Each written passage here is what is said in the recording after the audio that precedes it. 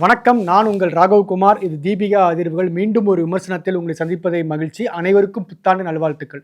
போன வருட கடைசியில, அதாவது லாஸ்ட் வீக் வெளியான ஒரு சில படங்கள்ல சிறை அப்படின்ற படம் இன்னைக்கு பரவலா பேசப்படுது.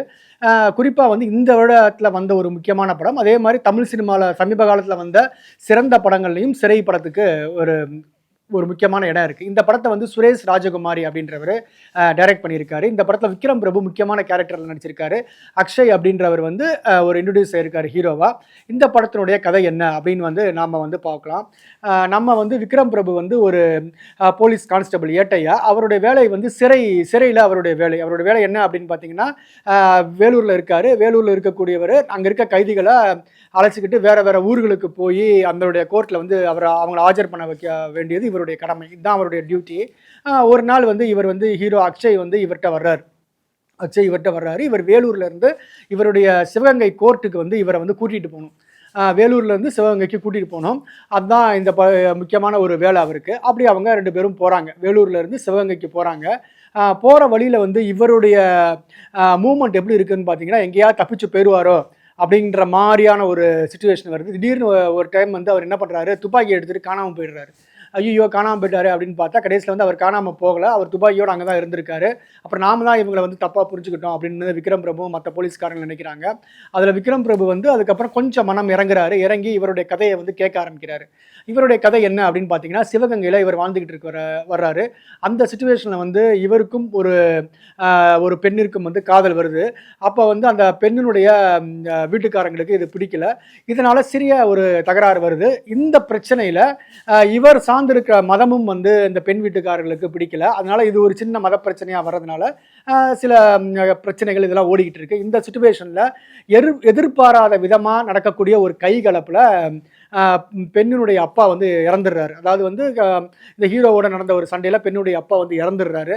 அதனால அதுக்கப்புறம் என்ன ஆகுது அப்படின்னு பார்த்தீங்கன்னா, இவர் சிறைக்கு அனுப்பப்படுறார். இதில் ஒரு முக்கியமான விஷயம் என்ன அப்படின்னு பார்த்தீங்கன்னா, இவர் 5 ஆண்டுகளாக சிறையில் இருக்காரு. இந்த 5 வருஷமுமே அவர் விசாரணை கைதியாக மட்டும்தான் இருக்காரு. ஆனால் இவருக்கு இன்னும் தண்டனையே வழங்கலை. வெறும் விசாரணையாக போகிறாங்க, வாய்தா கொடுக்குறாங்க, வந்துடுறாங்க. இப்படி தான் இவருடைய வேலை இருந்துக்கிட்டு இருக்கு. இந்த விஷயத்தை எல்லாமே நம்ம விக்ரம் பிரபு கேட்குறாரு. அப்போ என்ன பண்ணுறாரு அப்படின்னு பார்த்தீங்கன்னா, விக்ரம் பிரபு இவருக்கு ஏதாவது உதவி செய்யணும் அப்படின்றதுக்காக அவர் என்ன சொல்கிறாரு, நீங்கள் சிவகங்கைக்கு போய் உன்னுடைய கோர்ட்டில் உன்னை ஆஜர் பண்ணும்போது நீ என்ன சொல்லணும் அப்படின்னு பார்த்தீங்கன்னா, நான் தான் இந்த இனிமேல் இந்த கொலையெல்லாம் பண்ணேன், நான் ஒத்துக்கிறேன், எனக்கு தண்டனை கொடுக்குறதா இருந்தால் கொடுத்துருங்க. ஆல்ரெடி எனக்கு 5 இயர்ஸ் முடிஞ்சிருச்சு, என்னால் இன்னமும் நான் உன்னால் ஜெயிலில் வர முடியாது அப்படின்னு சொல்லிட்டு உன் லவ்வரும் வருவா உன்னை பார்க்குறதுக்கு. அவங்களோட சேர்ந்து காலில் விழுகிறாங்க. விழுந்து அவர் ஜட்ஜு ஒரு வழியாக இறக்கப்பட்டு, சரிப்பா உனக்கு அடுத்த வாய்தால விடுதலைக்கான ஏற்பாடை பண்ணுறேன்னு சொல்லிட்டு அவர் போயிடுறாரு. இவரோட கதையெல்லாம் அந்த ஜட்ஜி கேட்குறாரு. திருப்பி வர்றாங்க. ஒரு 15 டேஸ்க்கு அப்புறம் மறுபடியும் எல்லாம் சந்தோஷமாக நீட்டாக ட்ரெஸ் எல்லாம் பண்ணிக்கிட்டு இவருடைய இதுக்காக உட்காடுறாங்க. பார்த்தா அப்போ ஜட்ஜு மாறிடுறாரு. மாறினவுடனே இவருக்கு என்ன பண்ணுறதுன்னு தெரியல. இந்த ஜட்ஜு ரொம்ப ஒரு மாதிரி ரஃப்பாக பிஹேவ் பண்ணுறாரு. இவங்க சொல்கிறதையும் காதில் வாங்கிக்கல, இவரை வெளியில் அனுப்புகிறாரு. அங்கே அது ஒரு பெரிய பிரச்சனையாக நடக்குது. இதுக்கு உதவி பண்ண போலீஸ்க்கு நம்ம ஏட்டையா விக்ரம் பிரபு மேலேயும் ஆக்ஷன் எடுக்கணும் அப்படின்ற மாதிரி அதை சொல்கிறாங்க. இப்போ இவங்க விடுதலை என்ன ஆச்சு? ஒரு 5 வருஷத்துக்கு மேலே எதிர்பாராத விதமாக நடந்த ஒரு கொலையினால் ஒரு உள்ளே இருக்கக்கூடிய ஒருத்தர் எவ்வளோ நாள் இருக்காரு அப்படிங்கிறது தான் இந்த படத்தினுடைய ஒரு கதை. படத்தினுடைய முதல் 5 நிமிடத்துக்குள்ளே கதைக்குள்ளே வந்துடுறாங்க. இது தேவையில்லாத எந்த ஒரு காட்சியுமே இந்த படத்தில் இல்லை.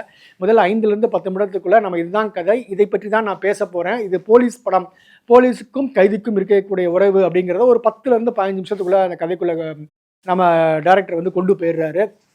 கொண்டு போனதுக்கப்புறம் அதுலேருந்து அவர் எங்கேயுமே விலகவே இல்லை. ஏன்னா இது ஒரு போலீஸ்காரருக்கும் கைதிக்கும் இடையேயான அந்த உறவை சொல்லக்கூடிய ஒரு படம். இது ஆழமாக அது பதிவு பண்ணணும் அப்படிங்கிறதுக்காக அவர் தெளிவாக எந்த ஒரு காட்சியும் அனாவசியமாக வைக்கல. இதுவே இந்த படத்துக்கான ஒரு மிகப்பெரிய வெற்றி. படம் நகர நகர நகர ஒவ்வொரு சீனுமே ரொம்ப நல்லா இருக்குது. எப்படியாவது இவர் தப்பிச்சிருவார், இவர் இவர் ஏதாவது பண்ணிடுவாங்க அப்படின்ற மாதிரி நம்ம இதுக்கு முன்னாடி சில படங்களை பார்த்துருப்போம். அந்த சாயலில் நம்ம யோசிக்கிறோம். ஆனால் இந்த படம் அப்படி போகலை. இது வேற ஒரு விதமாக இந்த படம் ட்ராவல் ஆகுது. பொதுவாகவே எல்லா படங்களையுமே இஸ்லாமியர்களை பற்றி ஒரு கண்ணோட்டம் நமக்கு வச்சுருப்பாங்க. இந்த படத்தில் இஸ்லாமியர்கள் எப்படி நம்மளுடைய ஈழ போராட்டத்துக்கும் மற்ற விடுதலை போராட்டத்துக்கும் பாடுபட்டாங்க அப்படிங்கிறத சொல்லியிருக்காங்க. குறிப்பாக பார்த்தீங்கன்னா, அந்த கேரக்டரை பண்ணியிருப்பவர் நம்ம மூணாறு ரமேஷ். அவர் நிறைய படங்கள் இதுக்கு முன்னாடி பண்ணியிருக்காரு, பார்த்துருப்பீங்க. அவர் இந்த இஸ்லாமிய கேரக்டரை பண்ணியிருக்காங்க. அவர் சொல்கிற ஒவ்வொரு வசனமும் ரொம்ப நல்லா இருக்கா, ரொம்ப கேஷுவலாக நடிக்கிறாரு. அந்த இடங்கள் ரொம்பவே கைதட்டல் வாங்குச்சு அப்படின்னு சொல்லலாம். அப்புறம் இந்த இந்த படம் இப்படியே நகர்ந்து போயிட்டு இருக்க டயத்தில் நமக்கு ஒரு விஷயம் வந்து கேள்விக்குள்ளாகுது. என்னன்னா, ஒரு ஒரு ஒரு தவறு நடக்குது அல்லது ஏதோ விதத்தில் ஒரு தவறு நம்ம செய்கிறோம். நம்ம வந்து கோர்ட்டை நம்ம அணுகுறோம் அல்லது கோர்ட் நம்ம மேலே நடவடிக்கை எது வருது. அப்போ அந்த சிச்சுவேஷனில் வந்து நம்மளால் வக்கீலை வச்சு வாதாடுறோம். ஒருவேளை வக்கீல் இந்த மாதிரியான விஷயங்களுக்குள்ளே போக முடியாதவங்களுடைய வாழ்க்கை என்ன ஆகும் அப்படிங்கிற கேள்வி நமக்கு வந்து இந்த படத்து மூலமாக வருது. இந்த மாதிரி விசாரணையின் அடிப்படையிலே பல வருஷங்கள் வந்து தண்டனை இல்லை, அது வெறும் விசாரணை. விசாரணை அடிப்படையிலேயே பல வருடங்கள் வந்து இந்திய சிறைகளில் பல பேர் இருக்காங்க அப்படிங்கிற மாதிரி சொல்கிறாங்க. அவங்க தவறு செய்திருக்கலாம் அல்லது செய்யாமல் கூட இருக்கலாம், அப்பாவிகளாக இருக்கலாம். இவங்க தவறை வந்து நம்ம நியாயப்படுத்தலை. ஆனால் அதற்கு தண்டனைக்கும் ஒரு காலம் உண்டு இல்லையா? எல்லா தண்டனையுமே ஒரு காலத்துக்குள்ளே தான் வரையறுக்கிறாங்க. ஆனால் அந்த தண்டனைக்கு முன்னாடியான விசாரணையே பல ஆண்டுகள் ஒருத்தர் சிறையில் இருந்தாருன்னா அப்போ வந்து இந்த நீதிமன்றமும் இந்த சட்டங்களும் எதற்காக அப்படின்ற ஒரு கேள்வி வந்து நமக்கு வருது. அதை வந்து இந்த படம் வந்து பதிவு செய்திருக்கு. எப்பயுமே எளிய மனிதர்கள் வந்து இயல்பாகவே நம்ம வந்து இந்தியாவில் வந்து சட்டங்களை இயல்பாகவே அணுக முடியல அப்படிங்கிறது வந்து நம்ம கண்கூடாவே தெரியுது. இது வரைக்கும் எல்லா படங்கள்லேயும் சினிமாவில் வரக்கூடிய அந்த கோர்ட்டு சீனுங்கன்னா கணம் கோர்ட்டாளரவே யுவர் ஆனர்னு சொல்லிட்டு பக்கம் பக்கமாக பேசுவாங்க சுத்தமான தமிழில். ஆனால் உண்மையான கோர்ட் அப்படி இல்லை. 2 நிமிஷம் பார்க்குறாங்க, ஓகே அடுத்த வாய்தா எப்போ அப்படின்னு கொடுத்து அனுப்புகிறாங்க. இப்படி தான் நடைமுறை கோர்ட் இருக்குது. ஒரு சிறிய டவுனில் கோர்ட் எப்படி இருக்கும் அப்படிங்கிறத ரொம்ப நல்லாவே வந்து இந்த படத்தில் காட்டியிருக்காங்க. அதில் ஜட்ஜாக வரக்கூடியவங்க 2 பேருமே ரொம்ப நல்லா பண்ணியிருந்தாங்க. குறிப்பாக வந்து இந்த படத்தில் வந்து விக்ரம் பிரபு நல்லா பண்ணியிருக்காரு. நல்லா அவருடைய படங்கள் வந்து நம்ம செலக்டிவாக தான் பண்ணுறாரு, அதுவும் நல்லா இருக்குது அந்த படங்களுக்கு. கொஞ்சம் கொஞ்சமாக அவர் வந்து மனசு மாறுற சீன் நல்லா இருக்குது. ஏன்னா முதல்ல கொஞ்சம் ரஃபாக பிஹேவ் பண்ணுறாரு. கொலை பண்ணால் இப்படி தாண்டா இருப்பாங்க, உனக்கு என்னடா வெக்கம் அப்படின்னா கேட்குறாரு. அதுக்கப்புறம் அவரே வந்து அவர் கைவிலங்க கழட்டி விட்டு நீ போப்பா போய் உன் காதலியை பாரு அப்படின்னு சொல்கிற சீன்னா ரொம்பவே நல்லா இருக்குன்னு சொல்லலாம். வந்து ஹீரோவாக்குறாங்க அப்படின்னு பார்த்தீங்கன்னா எடுத்தடுப்புலேயே அவர்களை மாஸ்க் ஹீரோவாக காமிக்கணும்னு தான் எந்த தயாரிப்பாளரும் நினைப்பாங்க. அந்த பையனுக்கு அதுக்கான எலிஜிபிலிட்டி இருக்கா இல்லையா அப்படின்றது கூட நமக்கு தெரியாது. எடுத்தடுப்புலேயே ஃபஸ்ட்டு படத்தில் என் பையனை அறிமுகப்படுத்தின 10 கதை 10 சண்டே வைக்கட்டும், 4 ஹீரோயின் இருக்கட்டும் தான் நினைப்பாங்க. ஆனால் இந்த படத்தினுடைய தயாரிப்பாளர் தம் பையனை வந்து ஹீரோவை அறிமுகப்படுத்துகிற நிலைமையில கூட கதையின் நாயகனாக உண்மையாகவே அறிமுகப்படுத்தியிருக்காரு.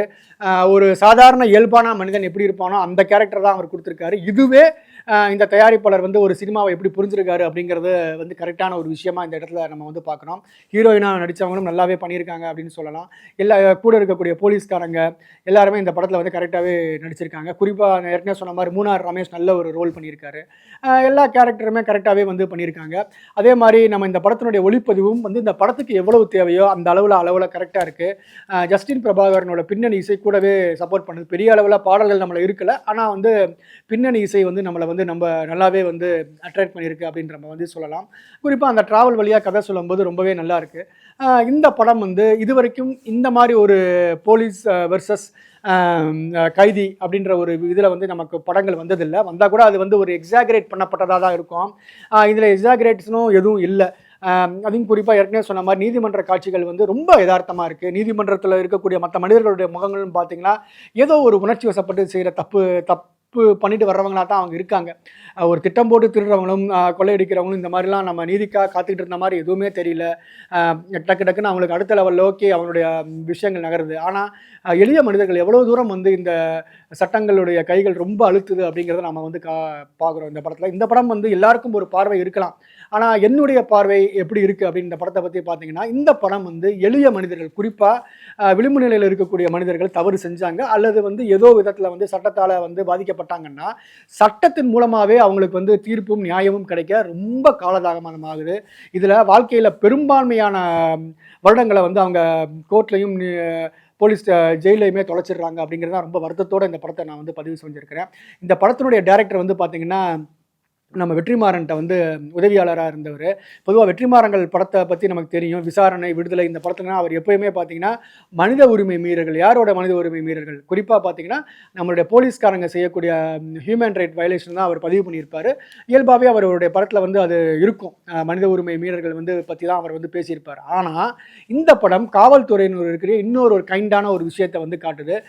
எல்லாருக்குமே அதிகாரம் இருக்குது, அந்த அதிகாரத்தை சரியாக பயன்படுத்தினா எளிய மனிதர்களுக்கு நல்லது கிடைக்கும் அப்படிங்கிறத ஒரு விஷயத்தை படத்தில் ஆணித்தனமாக அந்த கேரக்டர் நம்மளுடைய விக்ரம் பிரபு கேரக்டர் மூலமாக சொல்லியிருக்காங்க. அதுதான் ரொம்ப வித்தியாசமான ஒரு படம்னு எப்படி சொல்கிறேன்னா, வெற்றிமாறன்லேருந்து வரும்போது இந்த படத்தோட ட்ரெய்லர்லாம் பார்க்கும்போது வழக்கம் போல் இது இன்னொரு மனித உரிமை மீறலை பற்றி பேசக்கூடிய படம் தான் நாம் நினைக்கிறோம், விடுதலை மாதிரி விசாரணை மாதிரி. ஆனால் அப்படி இல்லை. இது வந்து காவல்துறையில் இருக்கக்கூடியவங்களுடைய ஒரு மனிதாபிமானத்தை பற்றி பேசக்கூடிய ஒரு படம். காவல்துறையும் சரி, நீதிமன்றத்தில் இருக்கிறவங்களும் சரி, ஒரு மனிதாபிமானத்தோட அல்லது வந்து தன்னுடைய அதிகாரத்தை சரியாக பயன்படுத்தினாங்கன்னா கண்டிப்பாக வந்து ஒரு நல்ல வந்து எல்லாருக்கான ஒரு தீர்ப்பும் இந்த நாட்டில் கிடைக்கும் அப்படிங்கிறத இந்த படம் 2025 வந்த மிக சிறந்த படங்களில் இந்த சிறைக்கு ஒரு இடம் இருக்குது. 2025 மட்டுமல்ல, தமிழ் சினிமாவில் ஒரு சிறந்த படங்கள் வரிசையில் பட்டியலிட்டால் கண்டிப்பாக இந்த சிறை படம் கண்டிப்பான ஒரு முக்கியமான இடத்தை கொடுக்கும்.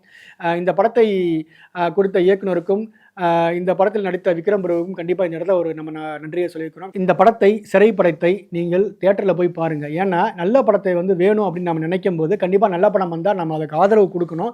கண்டிப்பாக அது நல்ல படம் தான். ஏன்னா இந்த படம் வந்து பார்க்கும்போது நிறைய கேள்விகள் உங்களுக்கு வந்து எழும்பும். போலீஸ் ஸ்டேஷனை பற்றி, காவல்துறையை பற்றி, இஸ்லாமியர்களை பற்றி, நீதிமன்றத்தை பற்றி, இப்படி பல கேள்விகள் வந்து நமக்கு வந்து எழும். கண்டிப்பாக இந்த படத்தை குடும்பத்தோடு போய் தியேட்டரில் போய் பாருங்கள். கண்டிப்பாக அப்படி பார்த்தா தான் இந்த படம் எடுத்தவங்களுக்கு ஒரு ஆதரவு நம்ம தர்றோம் நம்ம அர்த்தம். நன்றி, வணக்கம். மீண்டும் அடுத்த ஒரு விமர்சனத்தில் உங்களை சந்திக்கிறேன்.